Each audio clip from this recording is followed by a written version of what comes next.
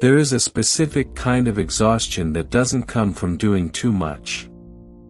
It's the weight of carrying things you've already decided don't matter anymore, yet your hands refuse to drop them. You know the feeling. It's that quiet moment, maybe when you're staring at your reflection in a dark window or waiting for water to boil, where you realize you've been negotiating with your own life. You promise yourself that next month, or after this project, or when things finally settle down, you'll start living the version of you that you actually respect. But the settling down never happens. Instead, you just get better at hiding how tired you are. You smile through the fatigue, or you look at people who seem to have bypassed this entire trap, people who look vibrant, almost untouchable by time, and you assume they possess a genetic lottery ticket or a secret map you were never given. We look at someone who managed to defy the gravity of aging, someone who looked more alive at 70 than most men do at 30, and we tell ourselves a comforting lie. We say it was their discipline. We say they just had more willpower than us. But willpower is an exhausting way to live. And deep down, you already know that. You've tried willpower. It lasts a week, maybe a month, and then the old patterns quietly reclaim you. No, the secret wasn't discipline. It was something much more terrifying. It was an admission. To understand it, you have to look at a moment that happened a long time ago, in a room that felt very much like the one you're sitting in right now. Imagine a 15-year-old kid. He isn't a hero. He's sick. He's consumed by a blind, unexplainable rage, blinded by headaches, dropped out of school because his body simply cannot handle the friction of existing. He is, by all accounts, completely broken. One evening, his mother drags him to a public lecture. He doesn't want to be there. He's sitting in the back, arms crossed, waiting for it to be over so he can go back to the familiar comfort of his own decay. The speaker on stage looks at the crowd and says something that doesn't sound like advice. It sounds like an accusation. He says, "It doesn't matter what your age is. It doesn't matter how far you've fallen. The only thing that matters is what you are doing with the body you occupy right now. You are either building it, or you are committing a slow, polite suicide." The boy in the back didn't feel inspired.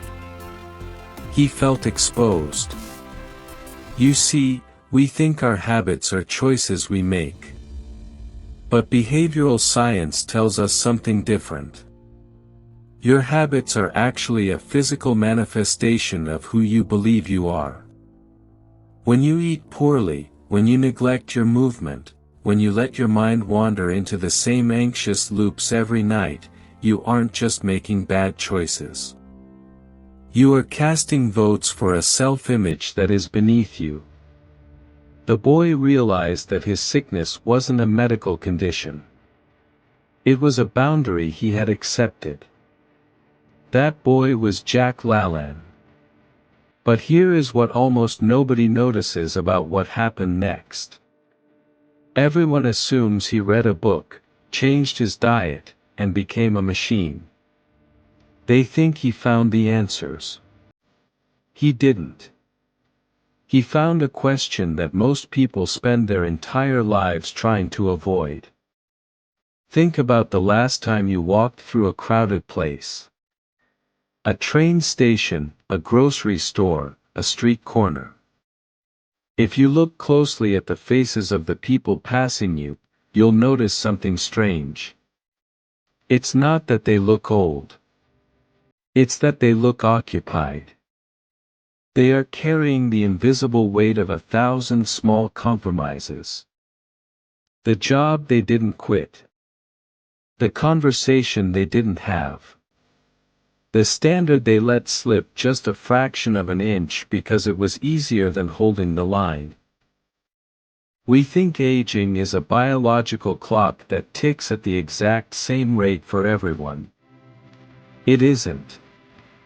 Aging is the accumulation of unexpressed life. It is the body storing the decisions you were too tired to make.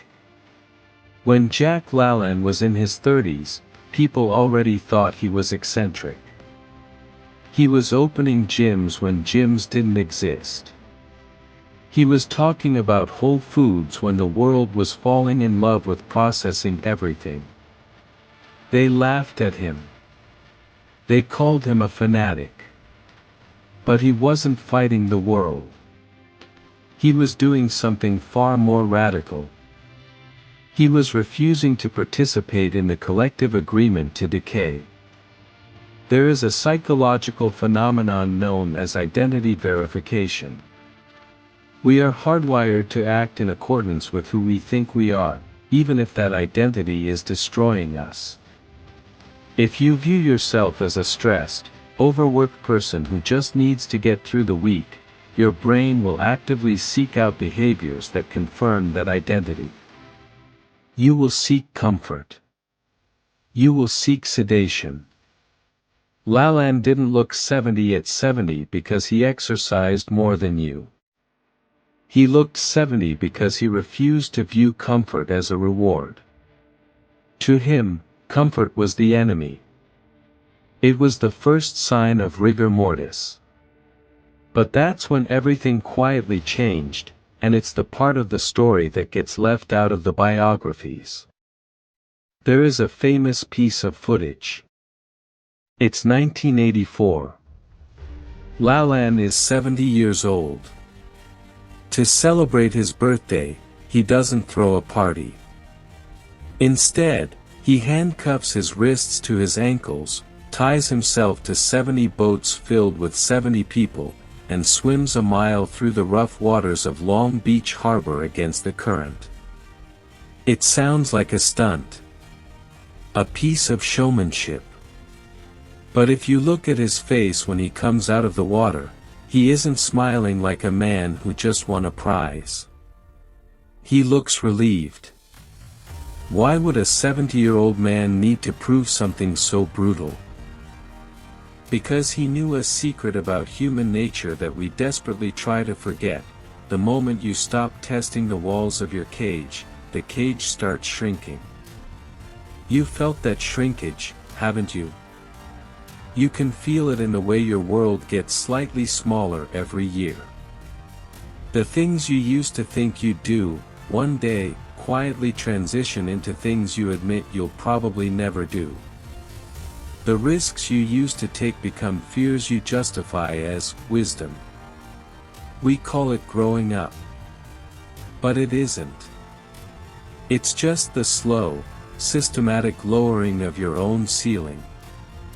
Lalanne's lost secret wasn't a workout split or a juice recipe. It was the realization that the human body and the human mind do not conserve energy by resting, they regenerate energy by being used.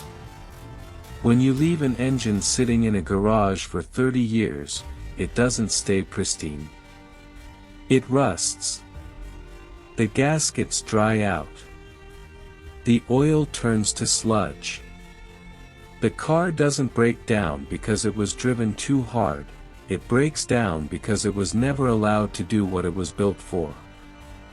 Most people at 30 are already rusting.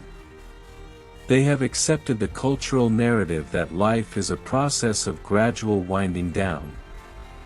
They are treating their youth like a bank account they are slowly drawing from, rather than a muscle that must be continuously torn and rebuilt. But none of that is the real reason he looked the way he did.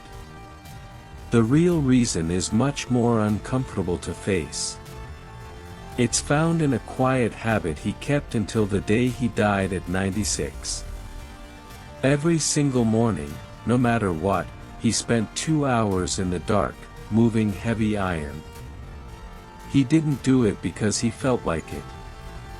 In fact, He openly admitted in interviews that he hated working out. He hated the taste of health food. Think about that for a second. The man who symbolized physical perfection for a century hated the very things that made him famous.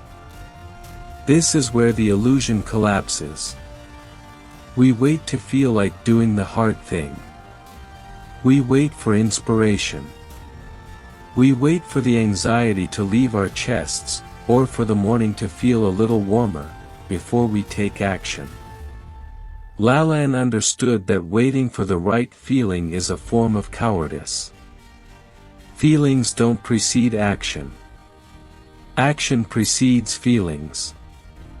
If you wait until you feel like changing your life, you will die in the exact same position you are in right now. He didn't fight his dislike of the work, he integrated it. He understood that the friction was the point. Every time you lift something that wants to stay down, every time you choose the difficult path over the convenient one, you aren't just building muscle. You are rewriting the software of your mind. You are telling your brain, I am the one who decides. When you look at a 30-year-old man who looks exhausted, you are looking at someone who has let his feelings win too many times. He has allowed the immediate desire for comfort to override his long-term contract with his own potential. And the tragedy is, you don't notice it happening. It happens in the 5 minutes you spend scrolling in bed instead of getting up. It happens in the meal you buy because you're too tired to cook. It happens in the silence you keep when you should speak your truth. It's a series of micro-surrenders.